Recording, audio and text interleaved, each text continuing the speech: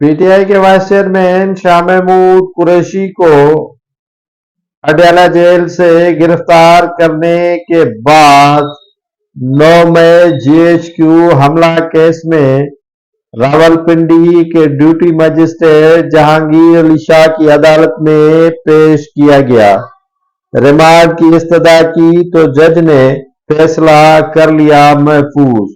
شاہ محمود قریشی نے جج سے مکالمہ کرتے ہوئے کہا کہ وہ 5 مرتبہ پارلیمنٹ کے رکن رہے، قانون کو ہاتھ میں کبھی نہیں دیا۔ 9 مئی کو سب سے پہلے وہی کہتے رہے کہ قانون کو ہاتھ میں نہ لو۔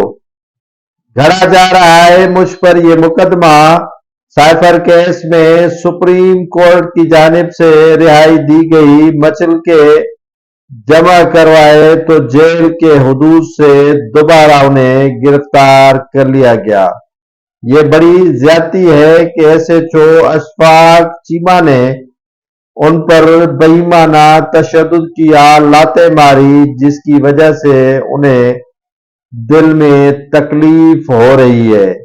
جسمانی طور پر تشدد کیا گیا، لائٹیں جلا کر انہیں ذہنی اذیتیں دی گئی، ٹھنڈے کمرے میں پولیس کی جانب سے سلایا گیا۔ ویڈیو آپ دیکھ لیں 9 مئی کے کہ ان میں کچھ بھی ایسا نہیں کہہ رہا جس سے انتشار پھیلتا ہو۔ احتجاج سب کا حق ہے اور ہم نے بھی احتجاج کیا۔